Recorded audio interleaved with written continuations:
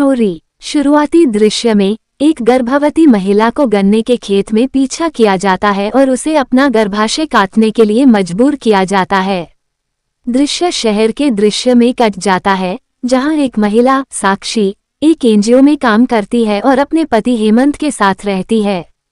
हेमंत को कुछ लोगों द्वारा पीटा जाता है और धमकी दी जाती है क्योंकि उसने एक व्यवसाय योजना के लिए उधार लिया था और उसे वापस नहीं किया। वे गन्ने के खेत से होते हुए गांव पहुंचते हैं और ड्राइवर की पत्नी देवी से मिलते हैं, जो एक बहुत ही रूढ़िवादी महिला है। हेमंत अपनी वित्तीय समस्याओं का समाधान खोजने के लिए निकल पड़ता है। साक्षी धीरे धीरे देवी के साथ एक बंधन बनाती है। वह राजबीर देवी के सबसे बड़े बेटे की पत्नी रानी से मिलती है, जिसका पहले दृश्य में पीछा किया गया था। देवी बताती है कि रानी ने जन्म से पहले ही अपना बच्चा खो दिया था और उसे बचाने के लिए उसका गर्भ काट दिया गया था। साक्षी को 3 बच्चे चिढ़ाते हैं और वो उनके बारे में जानने के लिए उत्सुक हो जाती है। देवी उसे उनसे दूर रहने की चेतावनी देती है, लेकिन साक्षी उसकी बात नहीं सुनती। देवी निराश हो जाती है कि साक्षी उसकी बात नहीं सुन रही है, इसलिए वह उसे धमकाती है। इसके बाद उसके और साक्षी के बीच सब कुछ खराब हो जाता है। कुछ दिनों बाद हेमंत वापस लौटता है और साक्षी घबराहट में उसे कहीं और ले जाने के लिए कहती है। उस रात जब वे जा रहे होते हैं तो देवी उस जोड़े पर हमला करती है और देवी और उसके पति द्वारा साक्षी पर एक अनुष्ठान किया जाता है। देवी उसे वापस अपने कमरे में ले जाती है और उसे बिस्तर से बांध देती है।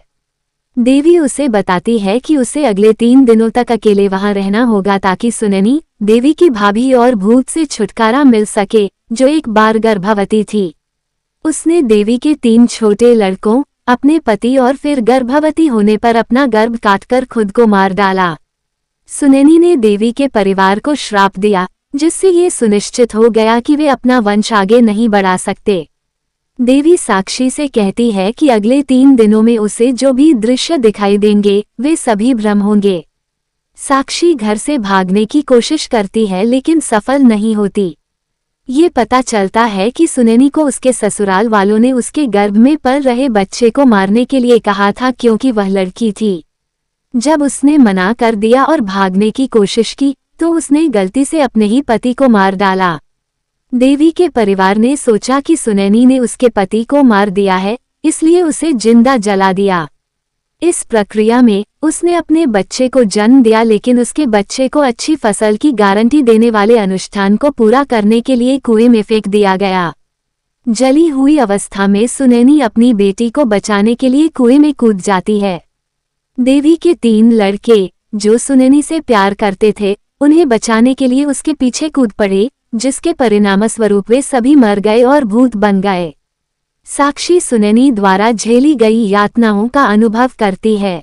अंतिम क्षणों में सुनैनी द्वारा अपने बच्चे को खुद को नुकसान पहुंचाने से पहले वो शपथ लेती है कि अगर भूत उसे जाने देता है तो वो सुनैनी द्वारा झेली गई यातनाओं के बारे में सबको बताएगी, न कि नई पत्नियों पर वही यातना दोहराएगी। साक्षी 3 दिन तक जीवित रहती है और सुबह जब देवी, ड्राइवर और हेमंत आते हैं तो वह कहानी बताए बिना जाने से इनकार कर देती है। हेमंत का नाम राजबीर है, जिसने अपनी पिछली 2 पत्नियों को इसलिए मार डाला क्योंकि उसे डर था कि वे गांव में हुई हत्याओं के बारे में लोगों को बता देंगी। उसने रानी को इसलिए छोड़ दिया क्योंकि उसने चुप रहने की कसम खा ली थी।